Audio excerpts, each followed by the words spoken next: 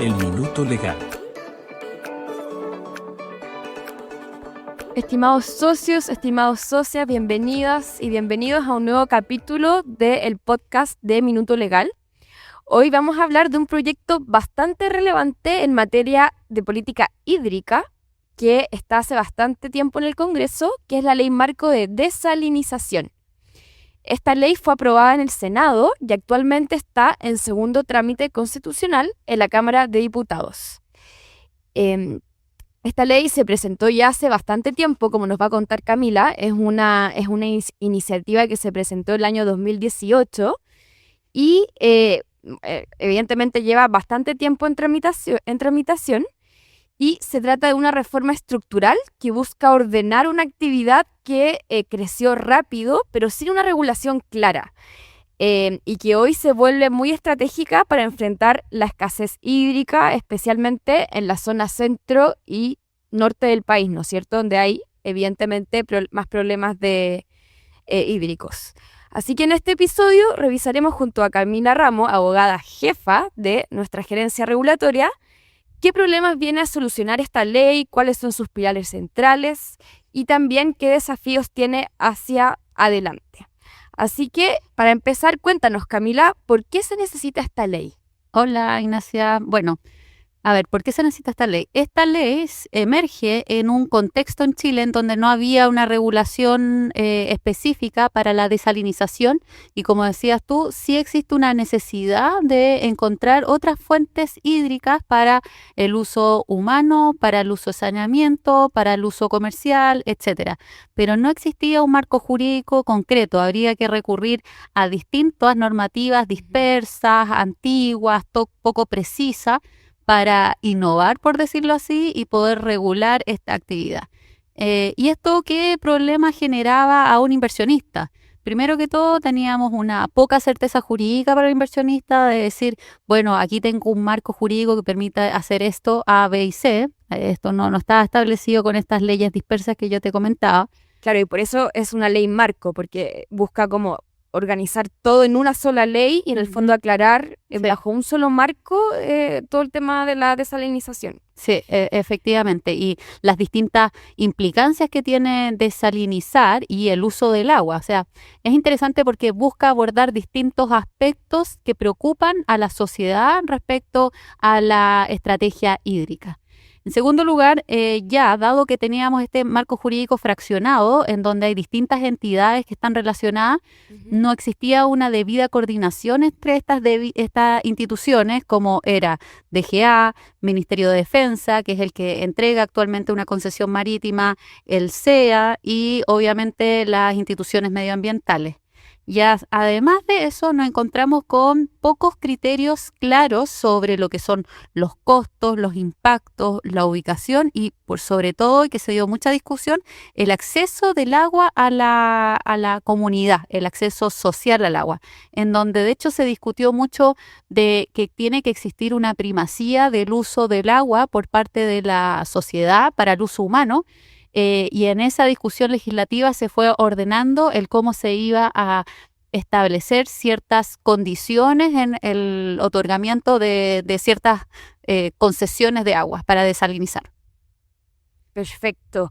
Y en ese sentido, Camila, ¿cuál sería el corazón de este proyecto? ¿Cuáles serían los pilares fundamentales? Mira, me encanta que le hayas puesto el corazón del proyecto porque este era un tema muy requerido por los inversionistas, que era tener certeza jurídica del derecho que te permite extraer el agua y desalinizarla, porque actualmente estaban funcionando las desalinizadoras que existen a través de una concesión que entrega el Ministerio de Defensa, pero decían, esto no es propiamente una concesión para desalinizar.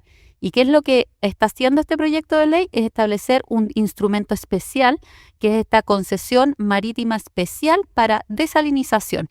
¿Y esto qué hace? No te entrega una propiedad sobre los bienes nacionales de uso público, como que sigue diciendo aquí los bienes nacionales de uso público siguen siendo de dominio de la nación, pero sí te entregamos un derecho para usar, gozar de lo que te entrega este bien nacional de uso público. Entonces, tienes claramente definido que tienes la facultad de utilizar el agua de mar y desalinizarla. Y luego, lo importante aquí es que tú te haces dueño del agua desalinizada. No eres dueño del agua de mar, pero si tú haces un proceso que implica costo, infraestructura, etcétera, te puedes hacer dueño del agua producto de esa desalinización. Qué interesante. ¿Y algún otro pilar fundamental que quieras compartir respecto al proyecto de ley? Otro pilar fundamental, y como te comentaba, mucho se discutió sobre, pero ¿qué es más importante? ¿El agua desalinizada para la industria o para el uso humano? Y ahí se hizo una especie de trade-off en donde se dijo que todo proyecto de desalinización se le puede condicionar que deben entregar hasta un 5% de su producción para consumo humano o saneamiento si ese proyecto de desalinización no estaba destinado para eso. ¿Ya? Puede ser, entonces, como te decía, hasta un 5%, y en todo caso, el servicio sanitario tendría que pagarle acá un costo por esto, en donde el proyecto de ley habla de un costo marginal, y ese costo marginal debe ser determinado por la Superintendencia de Servicios Sanitarios o por la Subdirección de Servicios Sanitarios Rurales. Así que no queda como discrecional, y también se tiene que dictar un reglamento que fije las bases para la determinación de estos costos. Esto es probablemente uno de los elementos más innovadores del proyecto, y además como haría una suerte de equilibrio entre el interés público y una como viabilidad económica, ¿cierto? Sí, así es. Hasta ahora, Camila, hemos hablado del diseño, el sistema, del corazón, ¿no es cierto?, como le llamamos.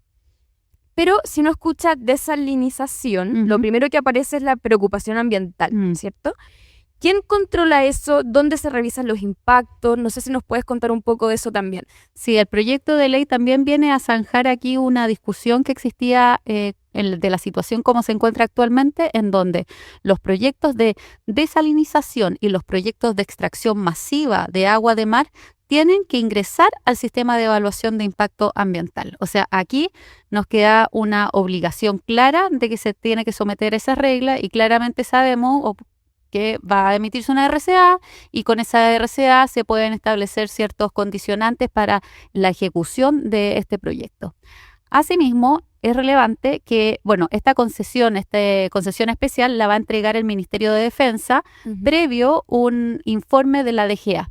Entonces, toda la información que desarrolle o que tenga en el SEIA tiene que estar en concordancia o en flujo con la DGA para que no existan duplicidades. Claro, entonces la práctica va a ser clave la coordinación de todas estas instituciones. Sí. Perfecto. Oye, Camila, y otra pregunta que te quiero hacer es, ya entendiendo la estructura general del proyecto, siempre hay disposiciones que pueden definir el futuro de una ley. Si tuvieras que decir como qué disposición hay que estar atentos o tener ojo, ¿cuál creerías tú que es importante tener en consideración? Bueno, te comenté un poco el tema del aporte social del 5% que es relevante, pero también me gustaría señalarte que no se ha dado tanto en la discusión pública, que se establece una especie de caducidad al derecho de utilizar o hacer la desalinización para efecto de evitar acaparamiento de derechos de desalinización. ¿Y en qué consiste esto? Que tienes un plazo de 2 años para poder desarrollar el proyecto desde que suscribiste el acta de entrega, y se va a dejar sin efecto si no iniciaste obra en estos 2 años, ¿ya? Entonces, esto, como te contaba, en miras de que no se especule, por decir así, y se acaparen estos derechos de desalinización.